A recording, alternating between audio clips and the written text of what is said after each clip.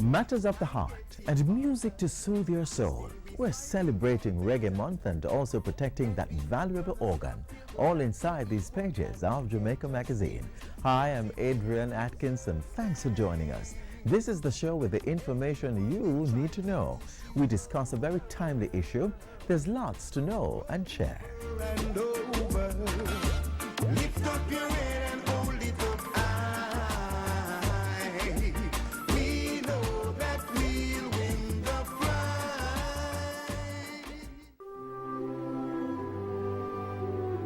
Crocodiles contribute significantly to maintaining pollution-free waters and clean habitats for themselves and other wildlife.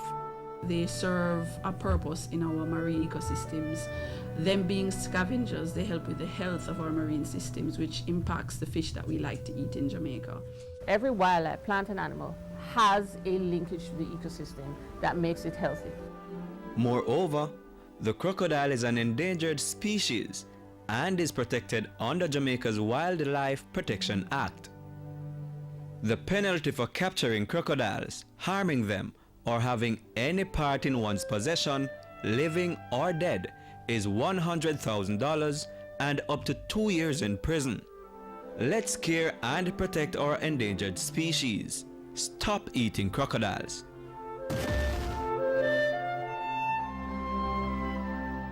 Recently, the Ministry of Education had to intervene and launch an investigation into an incident in which students were captured in pornographic videos. The ministry's disciplinary committee has taken steps to address the sensitive subject so that the students may be protected. Next, we discuss this issue and expand the dialogue on how, as a society, we can mold upstanding individuals. The answers start now.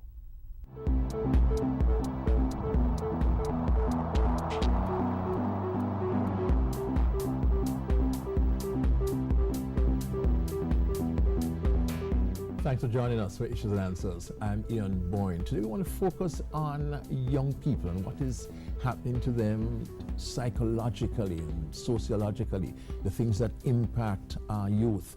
Recently, the Ministry of Education announced that it had appointed Dr. Freddie Hicklin, the very well-known and distinguished Jamaican psychiatrist, to chair a committee that will look at a behavior modification program in schools. And recently there was a lot of controversy about Jamaica Constabulary Force study on crime. Well, whatever side one takes on this controversy, what is uncontroversial is that we do have a problem with youth behavior. We do have a problem with crime and with antisocial behavior. And there needs to be a level of intervention. Today we talked to Dr. Freddie Hicklin about the work that he intends to do in our schools. We thank you so much for your company. Dr. Hicklin, good to be with you on Issues and Answers. On love, Brother Boyne. Good. What's happening with our young people? How do we reach them, and how do we, some would say, rescue them? That's 3 questions. Which one do you want? I'm known for these multi-pronged questions. I can only deal with one at a time. And you are known for deconstructing me. One at a time. What's happening with the young people? Well, I think the evidence is very clear. There's a lot of evidence from the research and the work and the knowledge that's going on here, is that our young people are in serious trouble.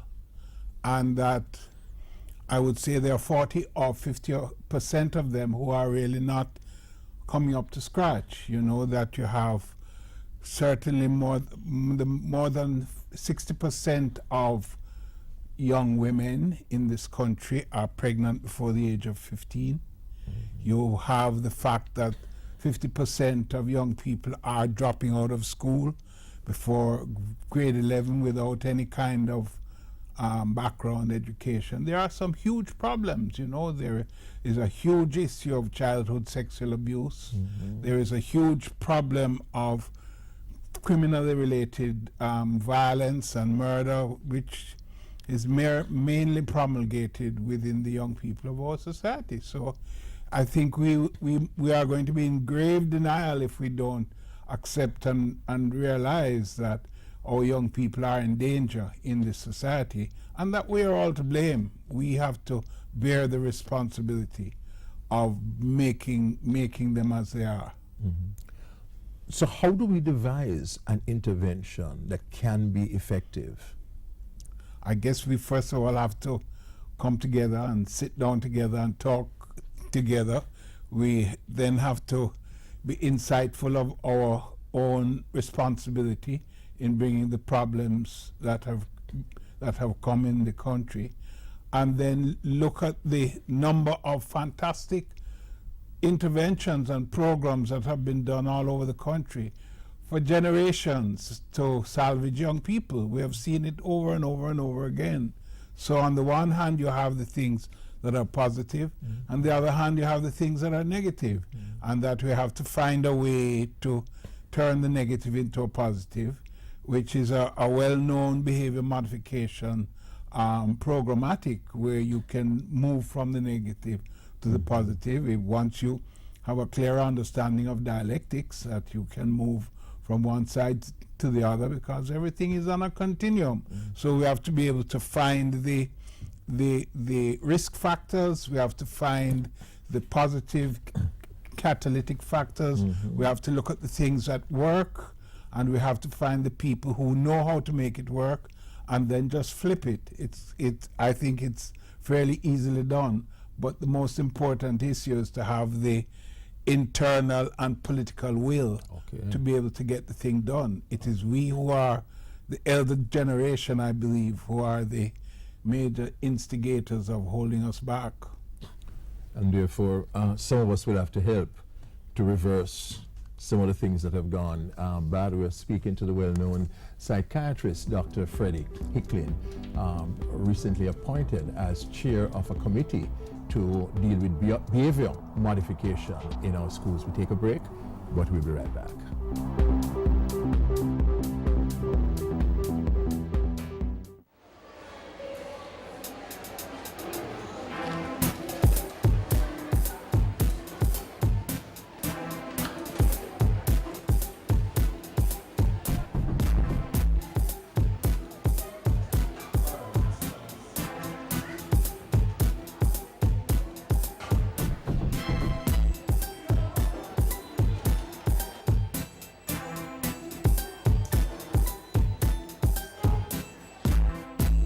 Parents, take your place. Talk to your child about sex.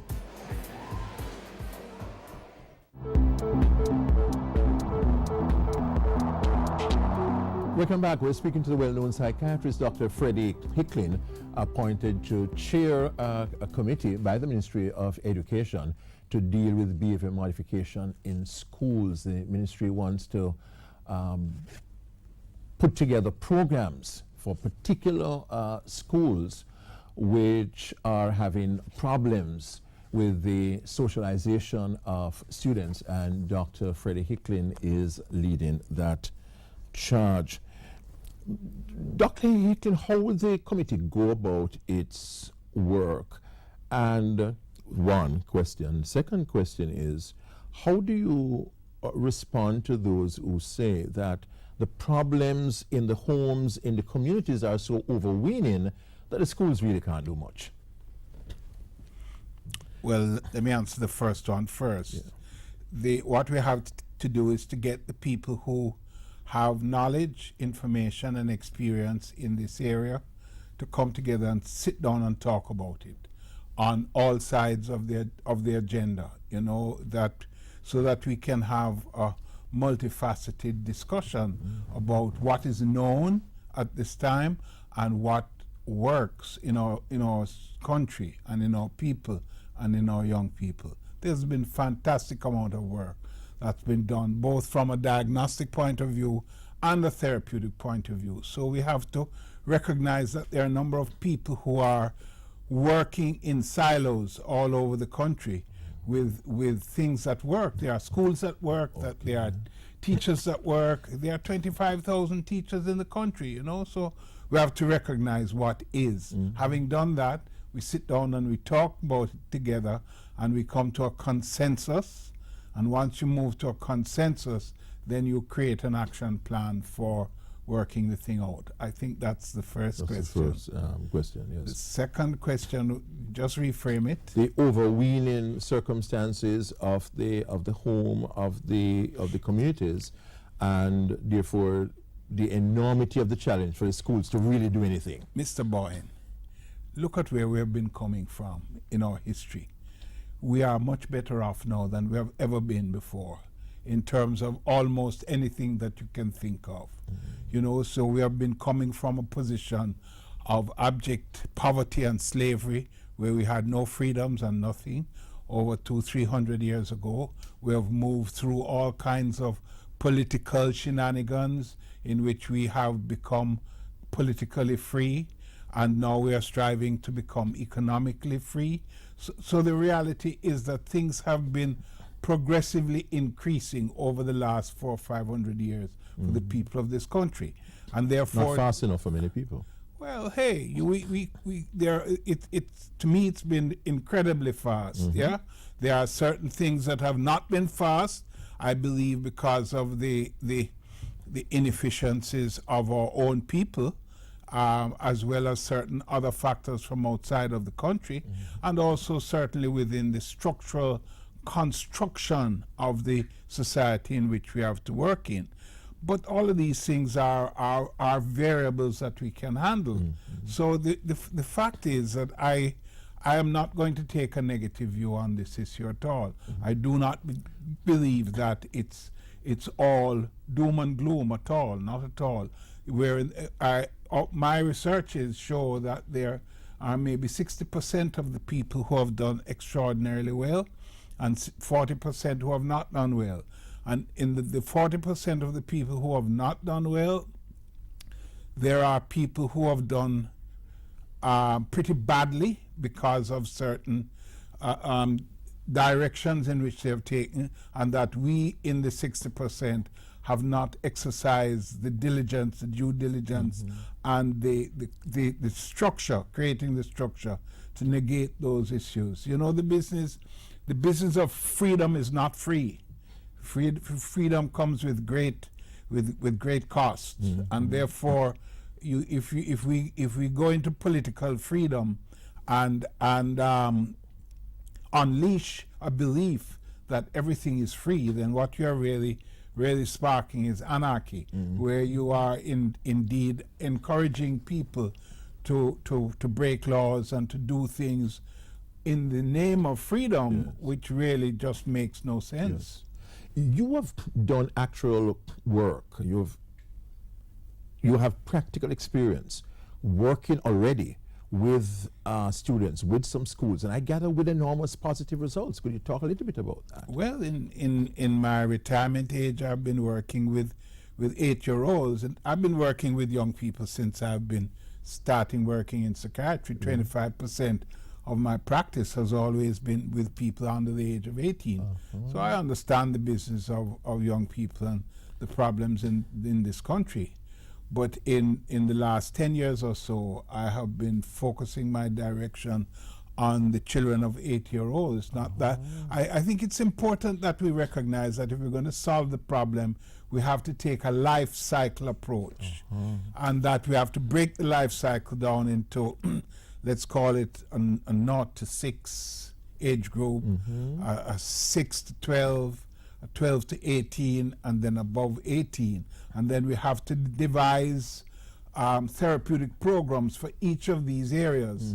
And the reality is that each life cycle segment is going to require a different approach. The 0 to 6 area is really about parenting and learning to deal with attachment disorder. But that's a whole nother discussion which we really cannot have here at the moment. But when we came to work with this, we we looked at the local and international data, which indicated that a child who is not reading by the age of 8 is likely to be taking on at-risk behavior problems as they grow older. That's a recognized fact around the world. So we decided if we had 25 cents, where are we going to put our 25 cents?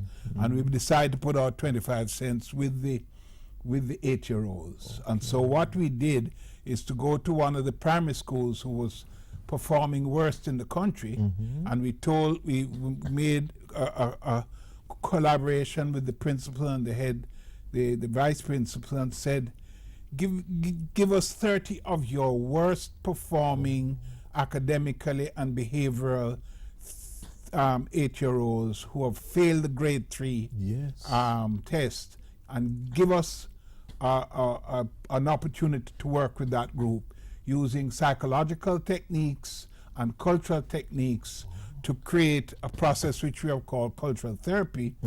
And we have worked with this group, and we've got a control group from the same school of the same caliber of student, so that one group is business as usual, that's the control, and the other group is what we call the Dreamer World cohort. And we have done this project now over 2.5 years. It's really 240 hours over 2.5 years. What are the results? And the results have been fantastic. All of them went from being in the lowest grades in the school to the highest grades. They flipped within a few weeks and a few months, and they became the academic and cultural leaders in the school. They have now all passed the GSAT.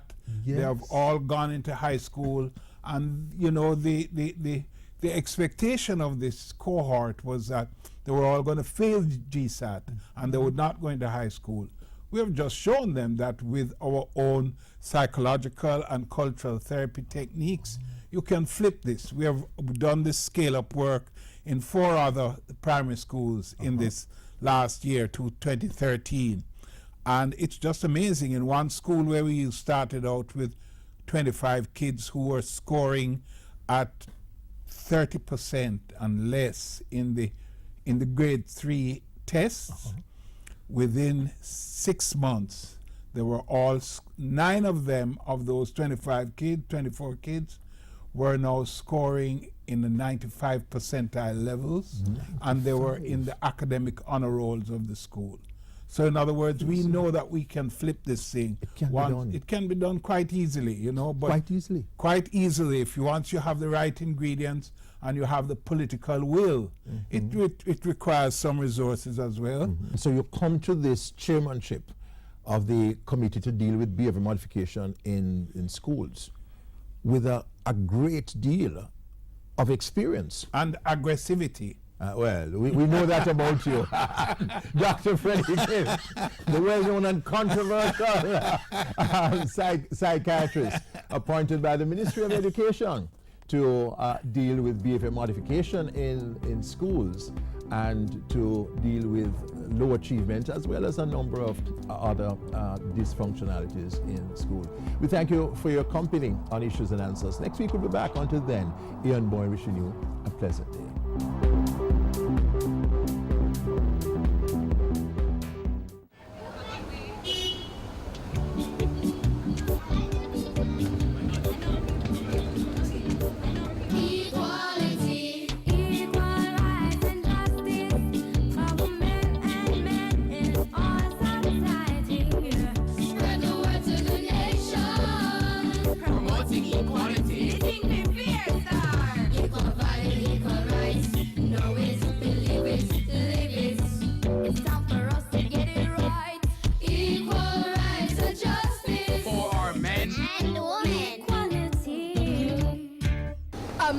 From the Bureau of Gender Affairs and the Dispute Resolution Foundation, paid for by the UN Women Fund for Gender Equality.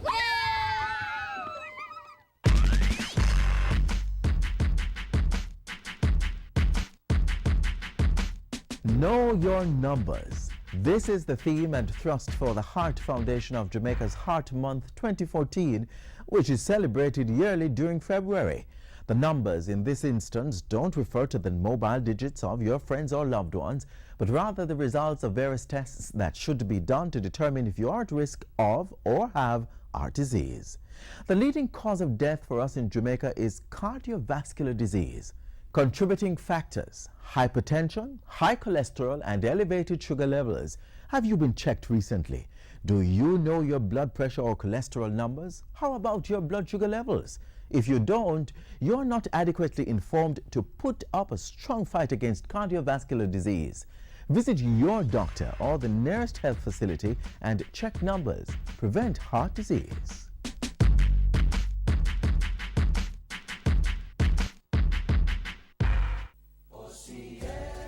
It was the inspiring story of the late Nelson Mandela, the first black president of South Africa, that brought this film to life. Invictus. Who wants to play rugby? Your country is very proud. Mandela, being portrayed by Morgan Freeman, used sport, rugby, to unite post-apartheid South Africa. Here in Jamaica, organizations and individuals working in the community of Central Village in St. Catherine are employing a similar strategy. Through sport, the community is uniting for change. Citizens are coming together to bring back the love and maintain the peace in their community.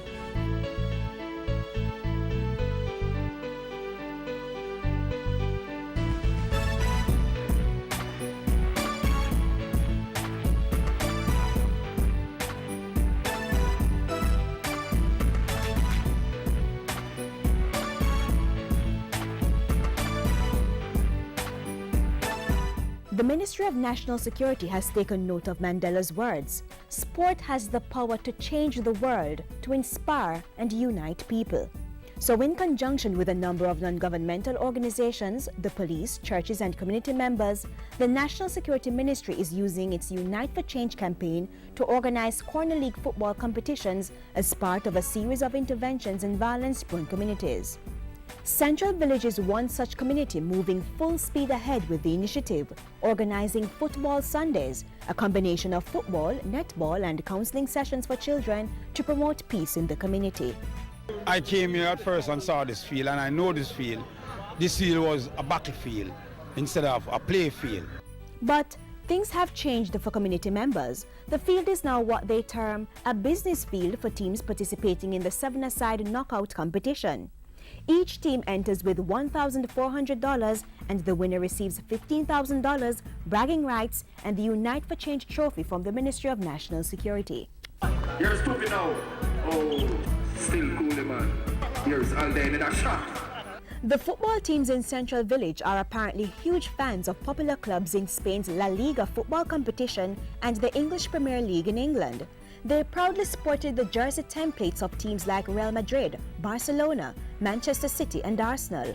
But of course, they have their own unique names: Image, Riverbank, Macatree, Slash Dash, Anytime and River Plate, just to name a few. They may not have much in terms of infrastructure, and some may be physically challenged, but they are not deterred. All are determined to do great things with little. Just ask this 14-year-old captain. We play good. Which position you play? Forward. I would like to compete. I love winning. Here is Grandma. The females in Central Village have also risen to the occasion, forming special bonds through a game of netball. The sporting competitions have breathed new life into the St. Catherine community, bringing out scores of individuals on Sundays to socialize and restore peace. Even the animals seem contented. Everybody's at peace. Big Lane and Little Lane that used to war, there are no war anymore. And I congratulate the police as well and the people who take part. It's wonderful. We can come out, we can have fun. We can just do about what the Lord has set us to do on earth. Enjoy ourselves and be glad and happy. Boys and girls who normally used to be involved in, hating each other, cursing, fighting and all these things, have been united since this. So it's something that is very good for the community.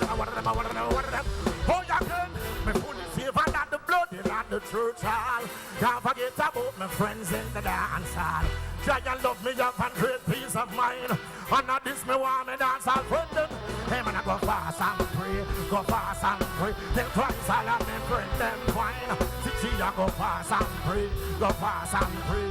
Until the devil get deep behind. But I get say fast and pray, say fast and till Christ all of me friend them. Hey, see, I go. But I get until the devil get deep behind. Awesome, powerful and great, mighty Father. Save, protect and bless, multi-killer. God will bless him with the voice of a warrior. And me want to plead the blood against Lucifer. Faithful, righteous, holy one. Before we go, we leave you with these words. If you don't like something, change it. If you can't change it, change your attitude. From poet Maya Angelou, reminding us of the power of attitude and its connection to success. Join us tomorrow for another informative and entertaining program. Keep sending those emails. Jamaica Magazine at jis.gov.jm or send a tweet at JIS News. Click on our website, jis.gov.jm, where you may find more news, stories, and features on all the issues featured in today's magazine. Until then, I'm Adrian Atkinson. Walk good.